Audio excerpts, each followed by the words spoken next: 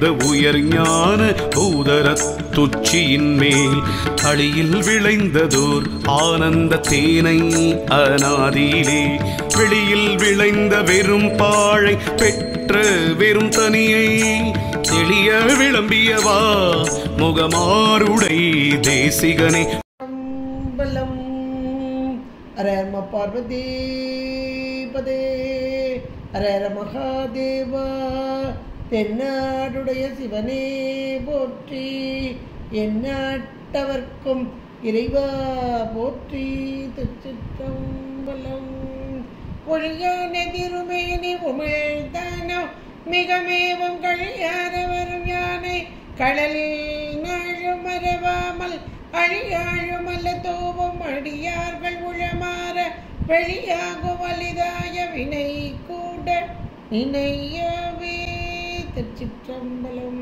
தில்லை குத்தபெருமான் திருவடிகளை சிறமேற்கொண்டு குருமகா சன்னிதானங்கள் பொற்பாதம் பணிந்து அடியவர் பெருமக்கள் பொற்பாதம் பணிந்து கந்தர் அலங்கார சிந்தனையிலே சென்ற வாரம் பேய்கள் பற்றியதான ஒரு அருமையான கருத்தை நம்முடைய அருணகிரி பெருமானார் எவ்வளோ அழகாக அலங்காரமாக இறைவனுடைய கருணை, அந்த கருணைக்கு இந்த பேய்களுடைய அந்த கொம்மாளம் நல்ல வயிற்றுக்கு சாப்பாடு கிடைச்சோடையும் குளத்தில் அவுணர் உரத்து உதிர குளத்தில் குதித்து குளித்து கழித்து குடித்து வெற்றி களத்தில் செருக்கி கழுது ஆட வேல் தொட்ட காவலனே என்ற அருமையான வார்த்தைகள் அப்படி அழகாக துள்ளி குதித்து வெளியே வரக்கூடிய ஒரு சந்த தமிழ் ஓசை நயம் மிக்கதாக பொருளாளம் மிக்கதாக இந்த பேய்களுக்கும் அருள் பாலிக்கும் முருகப்பெருமான்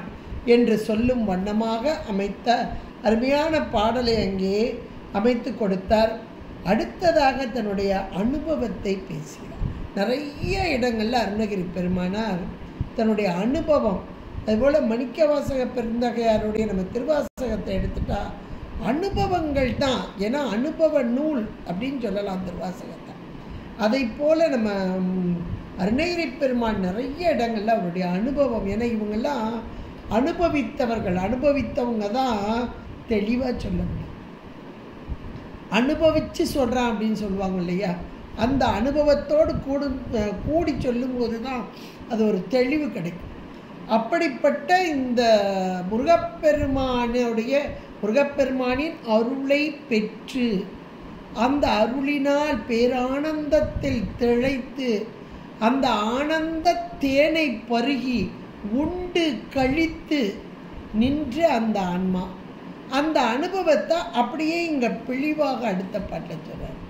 ஒளியில் விளைந்த உயர் ஞான பூதரத்து உச்சியின் மேல் அழியில் விளைந்ததோர் ஆனந்த தேனை அநாதியிலே வெளியில் விளைந்த வெறும் பாழை பெற்ற வெறும் தனியை தெளிய விளம்பியவா முகம் ஆருடை தேசிகனே என்பதான பாடலாக நமக்கு கொடுத்திருக்கிறார். முருகப்பெருமான் 6 முகங்களோடு கூடிய தேசிகனே என்பதாக விழிக்கிறார். 6 முகங்கள் என்ற மாத்திரத்திலே உயிர்களாகிய நம்மை காக்கும் வண்ணமாக முருகாற்றுப்படையில் 6 முகங்களுக்கும் ஒவ்வொரு முகமும் செய்யக்கூடிய அந்த தொழிலை ரொம்ப அழகாக நமக்கு எடுத்து 2வது திருச்செந்தூர் படை வீட்டில் அழகாக எடுத்து சொல்வார். 6 முகங்களோடு கூடிய இந்த முருகப்பெருமான் எப்படிப்பட்டவர் என்றால் தேசிகனே என்கிறார். தேசு என்றால் ஒளி, தேசிகன் என்றால் ஒளியான ஒரு பொருள், ஒளியான பொருள். அந்த ஒளியை நோக்கி நம்மை வழிநடத்தி செல்லும் பரம்பொருள். தேசு என்றால் ஒளி, இங்கே தேசிகன் என்றால் அவர் ஒளியான பரம்பொருளாக இருந்து நம்மையும் இருளிலிருந்து நீக்கி ஒளியை நோக்கி நடத்தி செல்லுதல் அப்படின்றது. தேசிகன் என்றால் நமக்கு ஆச்சாரியராக குருவாக, இந்த குருவாக வருவது இறைவனே அப்படின்னு நம்ம இங்கே படிச்சிருக்கிறோம். குருவே சிவமென கூறினன் நந்தி என்று இங்கே குருவாக வரும் ஆறுமுகப் பெருமான். இந்த குரு எப்படிப்பட்ட குரு அப்படின்னா ஆறுமுகங்கள் கொண்ட குருவாக இருக்கிறாராம். இறைவன் எம்பெருமான் தட்சிணாமூர்த்தி கோலம் கொண்டு 4 முனிவர்கள் எல்லாம் தெரிந்தவர்கள் அவர்களுக்கு குருவாக தென் திசை நோக்கிய வண்ணமாக தட்சிணாமூர்த்தி கோலம் கொண்டவராக யோக நிலையிலே இருந்து சொல்லாமல் சொன்னவரை நினையாமல் நினைந்து, வாயால் சொல்லலை, குருனா உபதேசம் பண்ணுவாங்க. இங்கே உபதேசம் என்பது மௌன உபதேசமாக, இது மேலான நிலை.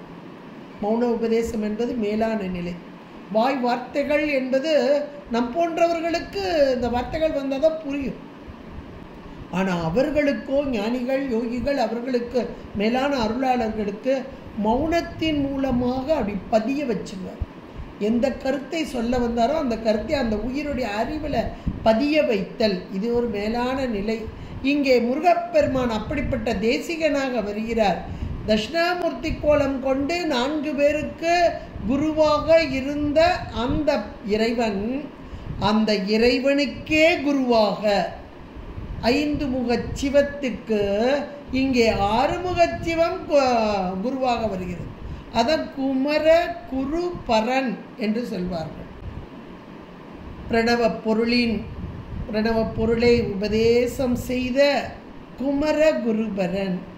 அப்போ எப்பேற்பட்ட தேசிகன்? 6 முகம் கொண்ட தேசிகனாக 5 முகச் சிவத்துக்கே குருபரனாக வந்த இந்த முருகப்பெருமான் உயிர்களாகிய நமக்கெல்லாம் குருநாதனாக வந்து எல்லாவற்றையும் காட்டினான். என்ன காட்டினான் அப்படின்றதை இந்த பாடலில் ரொம்ப அழகாக நமக்கு அவர் அனுபவித்ததை நமக்கு சொல்கிறார். அந்த அனுபவத்தை சொல்ல முடியுமான்னா முடியாது. நம்ம சாப்பிட்டு சாதாரண உலகில் சாப்பிட்ட பொருளையே அது எப்படி இருந்ததுன்னா அப்பா சூப்பராக இருந்துச்சுன்னு சொல்லுவோம்.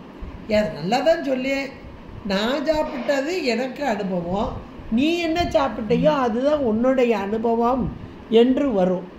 இப்போ அந்த அளவில் அனுபவத்தை சொல்ல முடியாது. ஆனாலும் இறங்கி வந்து நம் பொருட்டாக உயிர்களின் மீது கொண்ட கருணையினால் எடுத்து சொல்ல வருகிறார்கள் இந்த அருளாளர்கள். அப்படி எடுத்து சொல்ல வரும்போது வார்த்தைகளில் எப்படி ஒரு ஜாலம் அமைக்கிறார் பாருங்க. ஒளியில் விளைந்த உயர் ஞான பூதரத்து உச்சியின் மேல் அப்படின்னு கொண்டு வர்றார். முதல் வரிய ஒளியில் விளைந்த அந்த வார்த்தை பாருங்க. ஒளியில் விளைந்த, இந்த விளைந்தன்றதை அண்டர்லைன் பண்ணிக்கோங்க, ஏன் பெற பார்ப்போம். உயர்ஞான பூதரத்து உச்சியின் மேல் அப்படிங்கிறார். அடுத்த வார்த்தையை சொல்கிறார். ஏன் அப்படின்னா, இப்போ ஒருத்தர் ஒரு இடத்துக்கு போகிறார், வெளியூருக்கு போகிறார். அப்படி போகும்போது சாயங்காலம் ஆகிட்டு கொஞ்சம் இருட்டிட்டுன்னு வைங்களேன், இருட்டு வந்துட்டு 6 மணிக்கு பிறகு ஒரே இருட்டு, கொஞ்ச நேரத்தில் ஒன்றுமே தெரியல, இந்த பாதையே தெரியலை. அப்போ பாதை தெரியலன்னு இனிமேல் நம்ம நடக்க வேண்டாம், இங்கே இருந்துட்டு காலையில் எந்திரிச்சு போவோம் அப்படின்னு அங்கனக்குள்ளே ஏதோ ஒரு லேசாக ஒரு தர மாதிரி லேசாக தென்படுது. அப்போ இந்த இடத்துலையே படுத்துருவோம், காலையில் போவோம் அப்படின்னு அங்கனக்குள்ளேயே படுத்துட்டார். ராத்திரி நேரம் படுத்துட்டார். காலையில் நேரம் எந்திரிக்கிறார். எந்திரிச்சு பார்த்தப்ப ராத்திரி அங்கே பூரா இருட்டாக இருந்துச்சு. எந்த இடத்துல இருக்கிறோன்னே அவருக்கு தெரியல. போகிற வழி, ஆனால் அந்த வழியும் தெரியல. ஏன்னா இந்த காலம் மாதிரி அந்த காலம்லாம் இரவு நேரத்தில் இந்த லைட் வெளிச்சம்லாம் கிடையாது. அப்போ இந்த ராத்திரியில் எங்கேயாவது தடுமாறிடுவோம் அப்படின்னு அந்த இடத்துல படுத்துட்டார். காலையில் சூரிய ஒளி வருது. வந்த பிறகு அப்படி பார்க்குறாரு, சுற்றி சுற்றி பார்க்குறாரு. ஒளி வந்த பிறகு பார்க்குறாரு. ராத்திரி ஒன்றும் தெரியல. இப்போ அழகான பக்கத்தில் ஒரு குளம், ஒரு பொய்கை மாதிரி இருக்குது, தாமரைகள் நிறைஞ்சு கிடக்கு. பக்கத்தில் அழகான தோட்டங்கள், மாமரங்கள் நிறைஞ்சு கிடக்கு. அதுக்கடுத்து கொஞ்சம் இந்த பக்கம் தள்ளி பார்க்குறாரு, பெரிய மலை. இந்த மலையை பார்த்தாலே அப்படி மலைக்கிற மாதிரி ஆச்சரியமாக இருக்குது, ரொம்ப அழகாக இருக்குது. இவர் இருக்கிற இடத்த பார்க்குறாரு, அது ஒரு பாழடைஞ்ச மண்டபம். ஆகா, இங்கே இவ்வளோ அழகழகாக இருக்குது, இதையெல்லாம் விட்டுட்டு இந்த பாழடைஞ்ச மண்டபத்திலையா ராத்திரி நான் படுத்திருந்தேன் அப்படி. ஏன் இருள், இருள் அவருக்கு எதையும் காட்டவில்லை. மலையை இவ்வளோ பெரிய மலை ராத்திரி அங்கே இல்லாமல் காலையிலேயே வந்துச்சு இல்லை, அங்கே தான் இருக்குது. ஆனால் இருள் மறைத்தது, அவ்வளோ பெரிய மலையவே மறைத்தது, அவ்வளோ பெரிய தடாகத்தை மறைத்தது, பெரிய சோலைகளை மறைத்தது, அழகான காட்சிகளை எல்லாம் மறைத்தது. இப்போ ஒளி வந்தது, எல்லாவற்றையும் காண்பித்தது. அப்போ இந்த பார்த்த மாத்திரத்தில் இவருக்கு எவ்வளோ சந்தோஷமாக இருக்கும். ஆஹா, எவ்வளோ அழகான மலை, எவ்வளோ அழகான பொய்கை என்றெல்லாம் அனுபவிக்கிறார். பக்கத்தில் இருக்கிற மலையை பார்க்குறார். பக்கத்தில் இங்கே இருக்கும்போது இவ்வளோ தூரம் தான் தெரியுது. இந்த மலை ரொம்ப அழகாக இருக்குது, இது மேலே ஏறி பார்ப்போமே சந்தோஷத்தில் அப்படியே ஏறுறார். மலை மேலே ஏறுறார். மலையில் ஏற ஏற அவருக்கு ரொம்ப சந்தோஷமாக இருக்குது. நிறைய காட்சிகள் தென்படுது. முதல்ல கொஞ்சம் தான் தெரிஞ்சிச்சு, பக்கத்தில் இருக்கிறது தெரிஞ்சிச்சு. மலையில் ஏற ஏற அந்த ஊரில் இருக்கிற இடமெல்லாம் தெரிய ஆரம்பிச்சு. அந்த ஊர் பக்கத்தில் இருக்க அந்த ஊர் எல்லைக்குள்ளே எவ்வளோ இடம் போயிடும் உயரத்தில் இருந்து பார்க்குறாரு. மேலே இருந்து பார்க்கும்போது எல்லாம் அழகாக தெரியுது. ஆஹா, இவ்வளவு நேரமும் ஒன்றுமே தெரியாமல் ராத்திரியெல்லாம் இருந்துட்டு இப்போ ஒளி வந்த பிறகு இவ்வளவு தெரிஞ்சு இப்போ மலை மேலே ஏறின பிறகு அதுக்கும் மேலே எல்லாவற்றையும் தெரியும் காட்சி. அப்போ முதலில் இருள் தடை செய்தது, ஒன்றையும் காண முடியாமல் இருள் தடை செய்தது. அடுத்ததாக அவர் நின்றிருந்த இடம், அந்த இடத்துக்குள்ளே இருக்கிற பொருள் தெரிஞ்சது. முதல்ல இருள், அப்புறம் இருள் போயிட்டு ஒளி வந்துச்சு. ஒளி வந்தப்பையும் கீழே நின்றுக்கிட்டு இருக்கப்ப அந்த இடத்துல இருக்கிற பொருள் தெரிஞ்சிச்சு. இப்போ யோசிச்சு பாருங்கள், ஒரு வீட்டுக்குள்ளே இருந்தால் நம்ம வீட்டுக்குள்ளே இருக்கிற பொருள் எல்லாம் தெரியும். அப்புறம் இந்த செவரெலாம் தடை பண்ணிடும், அதுக்கு தாண்டி நமக்கு தெரியாது. நம்ம வீட்டிலேருந்து வெளியே வந்துட்டோம் அப்படின்னா, தெருவுக்கு வந்துட்டோம்னா தெருவில் போகிறது வர்றது அங்கே அவ்வளோ தூரத்துக்கு நிறைய தெரியும், இன்னும் கொஞ்சம் நிறைய தெரியும். வீட்டுக்குள்ளே இருந்தால் ஒரு குறிப்பிட்ட ஏரியாவில் உள்ள தெரியும். தெருவுக்கு வந்தால் தெருவில் இருக்கிற இன்னும் கொஞ்சம் நிறையா தெரியும். இதே இது ஒரு மலை மேலே ஏறி நின்னால் அவ்வளோ தூரம் தெரியும் இல்லையா? இப்போ இந்த மனிதன் முதலில் கண்டான் இருளில் ஒன்றும் தெரியாத நிலை. அடுத்து ஒளி வந்தபோது அவன் அருகில் இருந்ததை மட்டும் தெரிந்த நிலை. மலையில் ஏறிய போது எல்லாவற்றையும் ஒரு சேர அறியும் அறிவு. இது நல்லா கொஞ்சம் யோசிச்சு பாருங்க. ஏன்னா இது உருவகமாக வருது, பின்னாடி வர்றதுக்கு ஒரு உருவகமாக வருது. என்னன்னு பார்ப்போம். குணமென்னும் குன்றேறி நின்றார் அப்படிம்பாங்க. வள்ளுவர் சொல்வார், குணமென்னும் குன்றேறி நின்றார் அப்படிம்பார்.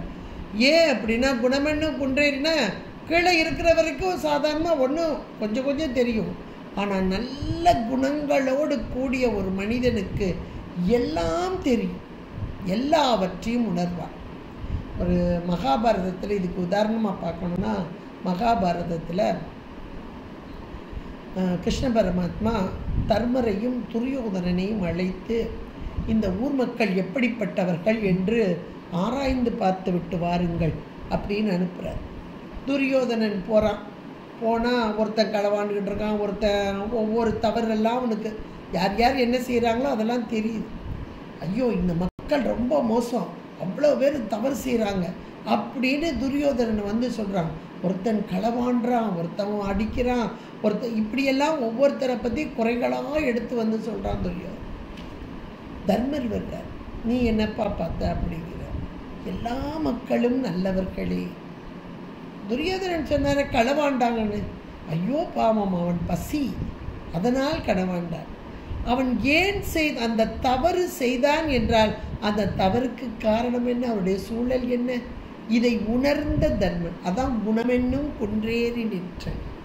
அவனுக்கு அந்த குணம் இல்லை, தவறு மட்டும் தெரிந்தது. ஆனால் தர்மருக்கோ அவன் செய்த தவறு காரணம் என்ன என்பது புரிந்து, அதனால் அவன் மேல் தவறு இல்லை, அவருடைய பசி, அதனால் செய்தார் என்று சொன்னார். இப்படிப்பட்ட குணமென்னும் குன்றேறி நின்றால் எல்லாவற்றையும் அறியலாம். இங்கே மலை மீறி ஏறி நின்றால் எல்லாவற்றையும் உணரலாம், உருவகப்படுத்துகிறார். இப்போ மலை மேலே ஏறி கண்ணில் தென்படக்கூடிய காட்சி. இப்போ அருணகிரி பெருமான் எதை சொல்ல வருகிறார் என்றால், ஒளியில் விளைந்த, முதல் வார்த்தை ஒளி வந்தது, அதனால் காட்சி கிடைத்தது. அடுத்து உயர் ஞான பூதரத்து உச்சி. அந்த ஞான பூதரம்ன்றதை அண்டர்லைன் பண்ணிக்கோங்க. ஏன்னா நம்ம இப்போ பார்த்தது, நம்ம இப்போ சொன்னது எதுனா உலகியல் அளவில் சொன்னோம். இது உருவகமாக சொல்கிறாரு. உலகியல் அளவில் ஒரு மலை மீது ஏறி நின்றால் என்ன காட்சி கிடைக்கும், கீழே நின்னால் என்ன காட்சி கிடைக்கும், அதே இது மலையில் நின்னால் என்ன காட்சி கிடைக்கும். இங்கேயோ உயர் ஞானம், மேலான ஞானம், அந்த ஞானம் என்னும் மலை, அந்த பூதரத்து உச்சியின் மேல் ஞானமலை, அண்ணாமலை, அண்ணாத நெருங்க முடியாத மலைம்பாங்க. இப்போ இறைவன் அண்ணாத மலை என்ற மாத்திரத்தில் அவனை நெருங்கவே முடியாதா என்றால் முடியும். அதுக்கு கூட சொல்லுவாங்க, அண்ணாமலையை பக்கத்தில் போனால் குளிர்ச்சியாக இருப்பார், ஆனால் அவர் பக்கத்தில் அங்கே கருவறையில் இருந்தால் கதன்னு வெப்பமாக இருக்கும் அப்படின்னு சொல்லுவாங்க. அப்போ உண்மை என்ன என்றால், அவர் தன் என்று இருப்பார். யாருக்கு? அன்பர்களுக்கு. ஆனால் அவர் வெப்பமாக இருப்பார். யாருக்கு? அவரை அறியாதவர்கள். இங்கே பூதரத்தை யார் ஞானத்தில், அதுவும் ஞானத்தில் உச்சியில் நிற்கிறாங்களோ அவர்களுக்கு தன் என்று இருப்பார். இந்த இடத்துல ஞான பூதரத்து உச்சி அப்படின்றத ஒரு அண்டர்லைன் பண்ணி வச்சுக்கோங்க. உச்சியின் மேல் அங்கே இருக்குது. இப்போ மலை மேலே ஏறியாச்சு. இப்போ நம்ம வருவோம், மலைக்கே வந்துடுவோம். மலையில் வந்து மேலே ஏறியாச்சு. கீழே இருந்தவன் இங்கே இருக்கிற காட்சியெல்லாம் பார்த்தா ஆகா சூப்பராக இருக்குது, மலை அதோட ரொம்ப நல்லா இருக்குது, மலை மேலே ஏறிட்டான். மலை மேலே ஏறிட்டான். பார்த்தா அவ்வளோ அழகழகாக இருக்குது. மலை மேலே நின்று பார்த்தா அந்த காட்சிகள் அவ்வளோ அழகாக இருக்குது. இப்போ அந்த மலை உச்சியின் மேல் அழியில், அழி என்பதை அண்டர்லைன் பண்ணிக்கோங்க. அழியில் விளைந்ததோர் ஆனந்த தேனை. அது வரைக்கும் ப்ராக்கெட்டாக க்ளோஸ் பண்ணிக்காங்க. இது அவ்வளோ உருவகம். ஆனந்த தேன் என்பது. இப்போ மலை உச்சிக்கு மேலே வந்துட்டான். வந்தவன் அப்படி எட்டி பார்க்குறான், பெரிய சந்தன மரம், அவ்வளோ ஒரு வாசனை, அவ்வளோ ஒரு அருமையான வாசனை வீசி கொண்டு இருக்கு அந்த மரத்தில். இந்த சந்த மரத்தில் பெரிய ஒரு தேன் கூடு உச்சியில். சந்தன மரம் நல்லா உயரமாக இருக்கும், ஓங்கி வளர்ந்துருக்கும். அது ஏற்கனவே மலை மேலே இருக்கும். அதில் உச்சியில் ஒரு தேன் கூடு அழகாக இருக்குது. இப்போ இதை பார்க்குறார். ஆகா, அந்த சந்தன மரத்தின் மீது கட்டப்பட்ட தேனீக்களால் கட்டப்பட்ட அந்த தேன் அது எப்படி இருக்கும் பாருங்க. இந்த தேனீக்கள் எங்கேருந்து எடுத்துகிட்டு வருது? கீழே பொய்கை இருந்தது பாருங்க, அதில் தாமரை பூக்கள், அதிலிருந்து எடுத்துகிட்டு வருது தேனீக்கள். கீழே எல்லாம் வச்சுட்டா, கீழே ஏதாவது ஒரு மரத்துலையோ செடியிலையோ கூடு கட்டிட்டா மக்கள் ரொம்ப எளிதாக எடுத்துகிட்டு போயிடுவாங்க, உடனே பறித்து எடுத்துகிட்டு போயிடுவாங்க.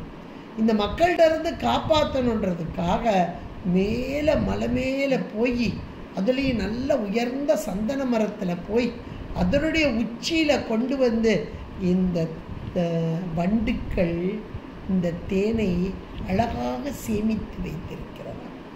இந்த தேன் எவ்வளவு இனிமையாக ருசியாக இருக்குது பாருங்க. இல்லை ஒரு வரி வரும் நற்றினில, தாமரை தன் தாது ஊதி மீமிசை சாந்தில் தொடுத்த தீன் தேன் போல அப்படின்றது. தீன் தேன் போல, அதாவது நாயகன் நாயகி, இந்த பெண் தன்னுடைய நாயகனுடைய அன்பை சொல்ல வருகிறாள். என்னுடைய காதலன் எப்படிப்பட்டவன் தெரியுமா, அவனுடைய அன்பு எப்படிப்பட்ட தெரியுமா, ரொம்ப ரொம்ப ரொம்ப ரொம்ப உயர்ந்தது. அது உயர்ந்தது மாத்திரம் இல்லை, ரொம்ப ரொம்ப ரொம்ப இனிமையானது. இனிமையானது மட்டும் இல்லை, ரொம்ப ரொம்ப ரொம்ப தூய்மையானது. தூய்மையானது மட்டும் இல்லை, கிடைத்தற்கே அரியது. அதை ஒரு ஓமை மூலமாக சொல்ல வரலாம். நற்றினையில் நாயகன் நாயகி, அதில் அவளுடைய புலம்பலாக வருகிறது. ஏன் அப்படின்னா, நாயகனுடைய அன்பு அப்படி சாதாரணமானது இல்லை, அது எனக்கு கிடைக்குது அப்படின்றத சொல்றதுக்காக அவ தேர்ந்தெடுக்கிற அந்த ஓமை பாருங்க. தாமரை தன் தாது ஊதி நீ மிசை சாந்தில் தொடுத்த தீங்கு. கீழே இருக்கிற தடாகத்தில் இருக்கக்கூடிய தாமரை, இதிலிருந்து எடுத்துட்டு வந்த தேனை மேலே மலை மேலே இருக்கக்கூடிய ஒரு மரத்தின் மீது வைத்த அந்த தேன் போல அப்படிங்கிற. ஏன்னா இந்த தாமரை மலரில் இங்கே இருந்துச்சுன்னு வைங்களேன், கொஞ்ச நேரத்தில் இந்த எருமைகள்லாம் குளிக்க வரும் இந்த தடாகத்துக்கு அல்லது குளத்துக்கு வரும். வரும்போது அந்த தாமரையை, அது தாமரையவா பார்க்க போது அது அதில் மோதி வச்சு அதில் இருக்க தேனெல்லாம் அது தேனை எடுத்து குடிக்க போகிறது இல்லை. ஆனால் வீணாக போயிடும் பாருங்க, வீணாக போயிடும். அது போல் எல்லாத்தையும் வீணடிச்சிருக்கும். ஆனால் இந்த தேனி என்ன செய்து இதிலிருந்து எடுத்துட்டு போய் அங்கே போய் பத்திரப்படுத்தி வைக்குதான். எதுக்காக? இது பயன்நிலைக்காக. அது தேன் தனக்காக தான் வைக்குது, அதை நம்ம போய் எடுத்துகிட்டு வந்துடுறோம், அவ்வளோதான். ஆனால் இந்த பெண் இதை போல என்னுடைய நாயகன் அவனுடைய அன்பு உயர்ந்தது. அந்த உயர்ந்தது மாத்திரம் இல்லை, இனியது மாத்திரமல்ல, தூயது மாத்திரமல்ல, அரியதுன்னு சொல்ல வர்றா. அதை போல இங்க அருணகிரி பெருமானார் சொல்கிறார், இந்த மேலே இருக்கக்கூடிய எங்க பூதரத்து உயர்ஞான பூதரத்து உச்சியின் மேல் அழியில் விளைந்ததோர் ஆனந்த தேனை. இப்போ ஆனந்த தேன் என்று ஒன்று சொல்கிறார். இப்போ கீழே இருந்ததுன்னா அந்த தேனை எளிமையாக எல்லோரும் எடுத்து விடுவார்கள். அதனால் இந்த தேனீக்கள் மேலே கொண்டு போய் சந்தன மரத்தில் எடுத்து அங்கே சேர்த்து வைக்கிறது.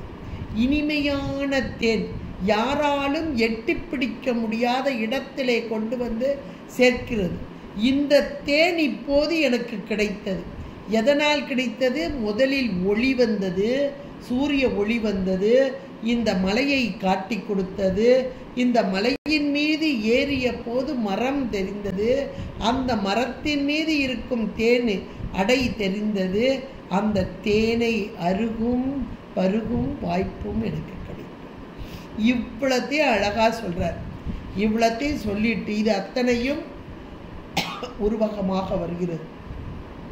இதுக்கெல்லாம் காரணம் யார் அப்படின்னா, இதை செய்தவன் யார் அப்படின்னா, அதுதான் இங்க தெளிய விளம்பியவா முகமாருடைய தேசிகனே. இவ்வளோ ஒரு இனிமையான தேனை நான் பருகி கழித்து உண்டு மகிழ்வதற்கு காரணமானவன் யார் தெரியுமா? இந்த தேசிகன் தான். இந்த தேசு என்றால் ஒளி. இந்த ஒளி அந்த சூரிய ஒளி வந்ததால் இருப்பிடம் தெரிந்தது, மலை என்ற ஒன்று இருப்பிடம் தெரிந்தது. இந்த ஒளி தேசிகன் எனக்குள் வந்ததால் இந்த ஞான பூதரத்து உச்சி எனக்கு தெரிந்தது. அதிலே இருக்கும் அந்த தேன் அடையும் தெரிந்தது. தேனையும் பருகுவதற்கு வழியையும் சொல்லிக் கொடுத்தான். எப்படி சொல்லிக் கொடுத்தானா, அந்த தேன் எப்படி விளைந்தது அப்படின்னு முதல்ல சொல்றார். அழியில் விளைந்ததோர் அப்படிங்க. ரெண்டாவது வரியில அழி என்றால் அன்பு. முதல்ல அறிவு. இந்த அறிவு என்ற ஒளி வந்தபோது உண்மையை உணர முடிந்தது. ஞானம் வந்தபோது உண்மையை உணர முடிந்தது. ஆனால் அந்த அறிவை கொண்டு தேனை பருகி கழிக்க முடியாது. அந்த அறிவை கொஞ்சம் நிப்பாட்டி வச்சுட்டு அன்பை கொண்டுதான் நான் பருக முடியும். இது கொஞ்சம் அனுபவமாக நினச்சி பாருங்க, ஈஸியாக புரியும். எப்படி புரியும்னா, இது ஒரு குறிப்பு சொல்லுதான். குறிப்பு சொல்லு ஒரு பக்கம், அனுபவம் ஒன்று. அந்த அனுபவம் எப்படிப்பட்டது அப்படின்னா, இப்போ ஒரு பெண்ணுக்கு கல்யாணம் ஆகுது. கல்யாணம் ஆனோடனே தோழி பெண்கள்லாம் அந்த பெண்ணிட்ட ரொம்ப கிண்டலும் கேலியுமா பேசிட்டு, ஓ மாப்பிள்ளை அப்படிப்பட்டவர் இப்படிப்பட்டவர், நீ இப்படி அப்படின்னு எல்லாம் கேலியாக கிண்டலாக பேசுகிறாங்க. இப்போ முதல் இரவு வந்துட்டு இந்த பெண்ணை அலங்காரம் பண்ணி எல்லாம் கொண்டு போகிறாங்க. அப்பா கொஞ்ச நேரம் அங்கே நின்றாரு, கூடத்தில் நின்றாரு. அம்மன்னு கொஞ்சம் பக்கத்தில் வரைக்கும் கொண்டு வந்து விட்றா. தோழி பெண்கள் ஒரு 5-6 பேர் கேலியும் கிண்டலுமா அந்த அறை வரைக்கும் வர்றாங்க. அதில் மற்றவங்களாம் நின்றாங்க. நெருக்கமான தோழி மட்டும் உள்ளே வந்து கொண்டு வந்து விட்டுட்டு சொல்கிறா. அவட்ட விளக்கமாக சொல்கிறா. ஏன்னா அவள் அனுபவித்ததெல்லாம் இப்படி இருலாம் சொல்கிறா.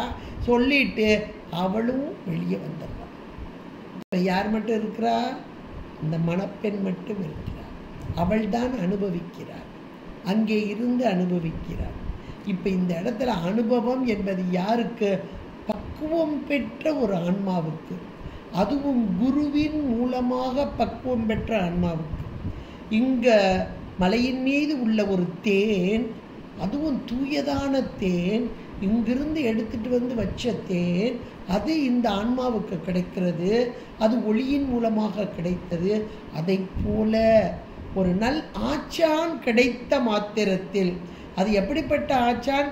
தேசு ஒளியோடு கூடிய ஞான ஒளி, ஞான பிழம்பான இந்த முருகப்பெருமானே குருவாக வந்த மாத்திரத்தில் இந்த குருவின் மூலமாக கிடைத்த ஆனந்தத்தேன். அந்த குருவின் மூலமாக ஞானமே வடிவான பரம்பொருள், அதை அடைய வேண்டும் என்றால் ஞானம் வேண்டும்.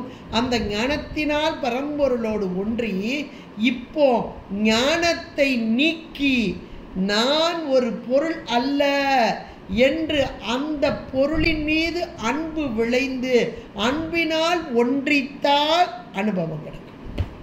அதைத்தான் இதை சொல்றார். அழியில் விளைந்ததோர் ஆனந்தத்தேன்.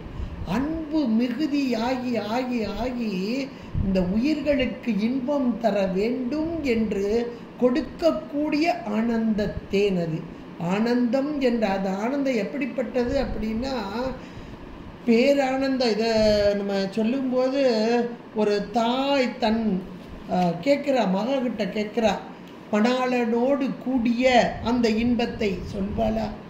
அந்த அனுபவத்தை சொல்ல முடியுமா? சொல்ல முடியாது. அதை போல இங்கே சொல்ல முடியாத அந்த பேரின்பத்தில் திளைத்த ஆன்மா அந்த மலை மேலே இருக்கக்கூடியது. சரி, அழியில் விளைந்ததோர் ஆனந்தத்தேன். அதனங்க தேனில் ஆனந்தத்தேன் உண்டானா அதுக்கு நம்ம மணிவாசகரை கூப்பிட்டாலே அவரே நமக்கு பதில் சொல்வார் எப்படிப்பட்ட தேன் என்று. நாக்கால் ருசிக்கக்கூடிய தேன், நாவில் ருசித்து சாப்பிடக்கூடிய தேன் என்பது உடலுக்கு இன்பத்தை தரக்கூடியது, உடல் இன்பத்தை தரக்கூடியது நாவின் ருசி. ஆனால் இந்த தேன் எப்படிப்பட்டது என்றால் இறைவனுடைய திருவருள் மூலமாக நமக்கு கிடைக்கக்கூடிய அந்த தேன் எப்படிப்பட்டது என்றால் ஊனையும் என்பினையும் உருக்கக்கூடியது. திணை தன்னை புல் துள்ளதோர் பூவினில் தேன் உண்ணதே நினைத்தோறும் காண்டோறும் பேசுந்தோறும் எப்போதும் அனைத்தெலும் உள்நக ஆனந்தத்தின் சோரியோ குனிப்புடையானுக்கே சென்றுதாய் கோத்தும்பி. அப்பா எவ்வளவு அனுபவிச்சிருக்காரு பாருங்க. அப்படி கொட்டுது. ஒரு துளி தேனுக்காக ஒவ்வொரு பூவா போறீங்க. இங்க நினைதரும் காண்தருமா பேசுந்தரும் எப்போதும் அனைத்து எலும்பு உள் நெக, எலும்பெல்லாம் உள் நெகும் வண்ணமாக வரக்கூடிய ஆனந்த தேன் என்று அனுபவமாக சொன்ன அந்த அனுபவத்தை தான் இங்கே நமக்கு இந்த பாடல் மூலமாக அருணகிரி பெருமானார் சொல்லிய அழியில் விளைந்ததோர் ஆனந்த தேனை என்று சொல்கிறார். அப்படி சொல்லும் போதே இவர் சொல்றார் பாருங்க, அதாவது இந்த தேனை பருகுதல் அப்படின்றது யாருக்கு இந்த தேன் பருக முடியும் அப்படின்னு ஒரு கேள்வி வந்தது. அப்படின்னா இப்போ இந்த இதில் நமக்கு இந்த முதல் 2 வரியில் வெளியே இருக்க ஒரு பொருளை உருவகமாக சொல்லி மேலான இறைவன் தரக்கூடிய பேரானந்தத்தை அனுபவித்தல் அப்படின்றத நமக்கு சொல்லிட்டார், குறிப்பாக எடுத்து சொல்கிறார். அப்போ வெளியில் இருக்கக்கூடிய ஒரு பொருளை சொல்லி இதை போல வெளியே சுத்தமான மலை மேலே இருக்கக்கூடிய மலைத்தேன், அதை போல இங்கே ஞான பூதரத்து உச்சியின் மேல் அழியில் விளைந்ததோர் அப்படின்றத நமக்கு சொல்கிறார். அப்போ இதை பருகுவதற்கு பருகணும் அப்படின்னா ஒரு கேட்டகரி வேணும் இல்லையா? அதாவது அவங்களுக்கு தகுதி அப்படின்னு சொல்லுவாங்க. எதுக்குமே ஒரு தகுதி என்பது வேணும். இப்போ இந்த இடத்துல தகுதி என்பது என்ன அப்படின்னா, இவர் என்ன பார்த்தாரு? முதல்ல இருள் இருந்துச்சு, அந்த இருள் நீங்குச்சு. எப்படி நீங்குச்சு? வெளியே வந்த சூரிய ஒளியால் நீங்குச்சு. அப்புறம் மலை மேலே ஏறுறதுக்கு ஒரு தகுதி வேணும் இல்லையா? மலை உச்சியில் மேலே ஏறிட்டார். மலை உச்சியில் ஏறுறது மட்டும் இல்லை, பக்கத்தில் இருக்க சந்தன மரம், அதுக்கு மேலே இருக்கிற தேன்குடி, அங்கேருந்து தேன் எடுக்கணும்ல. அப்போ அதுக்கு ஒரு தகுதி வேணும். இந்த தகுதி அந்த தகுதியை பெற்றதால் அந்த தேனை உண்ணும் வாய்ப்பு கிடைத்தது. இதை போல இது யாராலங்கிறாரு? முருகப்பெருமான். அப்போ இருள் என்பது ஆணவ இருள். ஆணவம் என்ற ஒரு இருள் உயிரில் இருந்து மறைத்து உண்மையை மறைத்து கொண்டிருந்தது. உள்ளதான் இருந்தது ஒரு மலை, ஞான மலை. ஆனால் மலையவே மறைச்சிட்டு கிடக்குது. ஒளியான ஒரு பொருள் தான், ஆனாலும் இந்த இருள் மறைத்து கொண்டு இருக்கிறது. இப்போ ஒளிக்கீற்று யாரு? குருவாக வந்த தேசிகன். அந்த ஒளிக்கீற்று வந்த மாத்திரத்தில் உள்ளே இருக்கும் மலை அழகாக ஞான மலை தெரிகிறது. அங்கே மலை மேலே இருக்கக்கூடிய தேன், அதை பருக வேண்டும் என்ற போது இங்கே அழியில் விளைந்த அன்பு. ஆகா, இவ்வளவு ஒரு அழகான மலை, இவ்வளவு ஆச்சரியப்படக்கூடிய இங்கே இருக்கிறது, என்னிடம் இருக்கிறது என்று உணர்வு மேலிட மேலிட மேலிட அதனால் விளையும் அன்பு, அந்த அன்பினால் விளைந்த அந்த தேன். அப்போ யோசிச்சு பாருங்க, உள்ள உள்ள உள்ள உள்ள மேலே மேலே மேலே மேலே. அப்போ உள்ள உள்ள உள்ள மேலே மேலே மேலே போனால் அந்த ஆனந்த தேனை அடையலாம். அப்போ வெளியே வெளியே வெளியே நிற்பாட்டுனா உள்ளே உள்ளே போகலாம். யோசிச்சு பாருங்க. இதுக்கு சாதாரணமாக சொல்லணும்னா ஒரு சித்தருடைய பாட்டை சொல்லலாம். மாங்காய் பால் உண்டு மலைமேல் இருப்பாருக்கு, தேங்காய் பால் எதுக்கடி கூதம்பாய், தேங்காய் பால் எதுக்கடி அப்படிம்பாங்க. இந்த பாட்டை பார்த்தா அது என்னங்க மாங்காய் பால் தேங்காய் பால் அப்படின்னு நம்ம நினைப்போம். எவ்வளோ பெரிய ஒரு உண்மை அங்கே புதைக்கப்பட்டு இருக்கிறது. இங்கே இருக்கிற உண்மை தான் அங்கேயும் புதைக்கப்பட்டிருக்கு. ஏன்னா சித்த புருஷர்கள் இல்லையா, மாங்காய் பால் அப்படின்னு ஒரு வார்த்தை. மாங்காய் பால் உண்டு மலை மேல் இருப்பாருக்கு.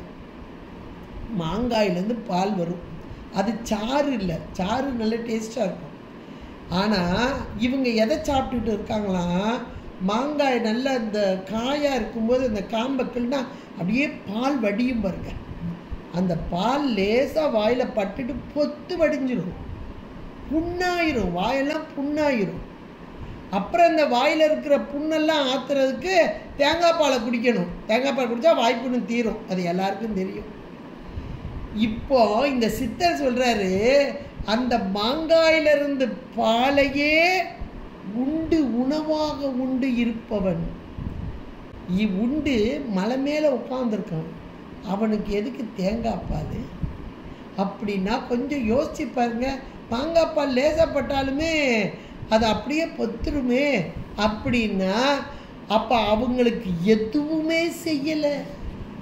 அந்த மாங்காய் பால் மற்றவங்களுக்கு ஊறு செய்தது. என்ன செஞ்சது? வாயெல்லாம் புண்ணு வந்துச்சு, அதனால தேங்காய் பால் குடித்தாங்க. இவங்களுக்கு அந்த மாங்காய் பாலே உணவாக இருந்துச்சு. எந்த பொருள் துன்பம் செய்ததோ அந்த பொருள் உணவாக வந்தது. அப்படியே ஒரு நிமிஷம் கற்பனையை ஓட விடுங்க. இன்னைக்கு நமக்கு 5 பொறிகளும் துன்பத்தை தருகிறது. வெளியே போய் போய் போய் அதை பார்த்து இதை கேட்டு அதை கேட்டு அப்படியே மனசையெல்லாம் குழப்பி எவ்வளவு துன்பம் வருமோ அவ்வளவு துன்பம் இன்றைக்கு வருது. அப்படியே டன் கணக்கில் வருது. இந்த துன்பத்தை தீர்ப்பதற்கு இந்த கோயிலுக்கு போமா, அந்த கோயிலுக்கு போமா, இதை சாமி கும்பிடுவோமா, இப்படி சாமி கும்பிடுவோமான்னு அந்த தேங்காய் பாலை தேடிட்டு போகிறோம். மாங்காய் பாலினால் வந்த துன்பத்தை நீக்குவதற்கு தேங்காய் பால் என்ற மருந்து நமக்கெல்லாம் தேவைப்படும். ஆனால் அவங்களுக்கு ஐம்பொறிகள் இது எந்த துன்பத்தையும் கொடுக்கவில்லை. அதை அப்படியே அடக்கி ஆண்டு நீங்கள் வாடகை இருங்க, உங்கள் வழியில் நான் வரமாட்டேன், அதனால எங்களுக்கு தேங்காய் பாலும் வேண்டாம். அதாவது எந்த ஒரு கோவில் பூஜை புனஸ்காரம் எதுவும் தேவை. சித்த புருஷர்கள் சொல்லும்போது சித்தன் போக்கு சிவன் போக்கும்பாங்க. அப்போ பொறிகளினால் ஏற்படும் மயக்கத்தை தீர்ப்பதற்கு தேங்காய்ப்பால் வேணும். அவங்களுக்கு எதுவுமே இல்லையே. அந்த 5 பொறிகளையும் அடக்கி ஆண்டவர்கள். அதுதான் மாங்காய்ப்பாலை உண்டு. யோசிச்சு பாருங்க, எப்பேற்பட்ட ஒரு அருமையான ஒரு செய்தி பாருங்களேன். இப்போ இந்த இடத்துல மேலான அந்த ஆனந்தத்தேன், இந்த ஆனந்தத்தேனை மற்றவர்கள் பருக முடியுமா அப்படின்ற கேள்விக்கு இதிலேயே பதில் வந்துட்டு, ஐம்பொறிகள் யாரால் அடக்கப்பட்டு உள்முகமாக உள்நோக்கிய முகம், அந்த உள்முக நோக்கு வந்தவர்கள் உள்ளே இருக்கும் ஆணவ இருளை நீக்குமா வண்ணமாக வந்த தேசிகன் ஞான தேசிகன். இந்த மாறுமுகப் பெருமான் தேசிகனாக வந்து ஒளியாக வந்து அந்த இருளை நீக்கி, அந்த இருள் நீங்கியதால் அந்த ஞான பூதரத்து உச்சியின் மேல் அந்த விளைந்த அன்பினால் விளைந்ததோர் ஆனந்தத்தேனை. இவ்வளவுதான். இப்போ வந்துட்டு இப்போ அதுக்கு இன்னொன்று சொல்றாரு பாருங்க. இந்த தேன் எப்போ வந்தது, இதுக்கு என்ன இடம் எல்லை அப்படின்னு ஒரு கேள்வி. காலம் இடம் எல்லை ஏதேனும் அப்படின்றதுக்கு அந்த 3வது வரி அழகா சொல்றார். அந்த தனி வார்த்தை அனாதியிலேன்னு இருக்கா. அப்ப என்றைக்கு வந்தது, என்றைக்கு உயிர் உண்டோ அன்றைக்கே இருக்கு, நமக்கு தான் தெரியும். அனாதியிலே அப்ப காலத்துக்கு அப்பாற்பட்டது. அடுத்து இடம், அந்த இடம் எங்க இருக்கு அப்படின்னா வெளியில் விளைந்த. நல்ல வார்த்தை. இறைவன் எங்கே இருக்கிறான் என்ற மாத்திரத்திலே பார்க்கும் இடமெல்லாம் நீக்கமர நிறைந்திருக்கும் பரம்பொருள். வெளியை ஆகாசத்தை தனக்கு இடமாக கொண்ட பரம்பொருள். இன்றைக்கும் சித்து ஆகாசம் சித்தாகாசம் சித்தம்பரம் சிதம்பரம் என்று சொல்லக்கூடியது அறிவு பெருவெளி. அந்த அறிவு பெருவெளியிலே நிலைத்திருக்கும் பரம்பொருள், நின்றிருக்கும் பரம்பொருள். எந்த காலம் அனாதி, என்றைக்கு உயிர் உண்டோ அன்றைக்கே இருக்கும் அந்த பொருள் அப்படின்னு அழகா அந்த இடத்துல சொல்றார். அனாதியிலே வெளியில் விளைந்த வெறும் பாழை பெற்ற வெறும் தனியை. நல்ல ஒரு வார்த்தை கொண்டு வர்றாரு. வெறும் பால் என்றால் இல்லாத, அதாவது நீரில்லா நெற்றி பாழும்பாங்க. பால்னா ஒன்றுக்கும் பயன்படாதது என்று ஒரு பொருள், ஒன்றும் இல்லாதது என்று ஒரு பொருள். பாழான வெளியா இருக்கு, பாழா கிடக்குப்பா அப்படிம்போம். ஒரு ஒன்றுக்குமே பயன்படாத ஒரு இடத்துல பாழா கிடக்கு அப்படிம்போம். பால் அப்படின்னா ஊருக்கு வெளியாக இருக்கக்கூடிய இடத்தையும் பால் அப்படிம்போம். இந்த இடத்துல வெறும் பாலை அப்படின்னு, சாதாரண பாலில் வெறும் பாலை பெற்ற வெறும் தனியை. 2 வார்த்தை சொல்றார். வெறும் பாலை பெற்ற வெறும் தனியை என்ற மாத்திரத்தில் இந்த உடல் கொடுக்கப்பட்டு உடலுக்குள் உயிர் வைக்கப்பட்டு எல்லாத்தையும் சாமி செய்கிறார். ஆனால் இந்த உடலையே ஐம்பொறிகளின் வாயிலாக செல்லாமல் உள்நோக்கிய பார்வையை கொண்ட அந்த பக்குவம் பெற்ற ஆன்மாக்களுக்கு, அது குரு உபதேசத்தினால தான் வரும். அப்போ அப்படிப்பட்ட ஆன்மாக்களுக்கு உள்ளே இருக்கும் ஒரு வெளி. அது எந்த வெளி?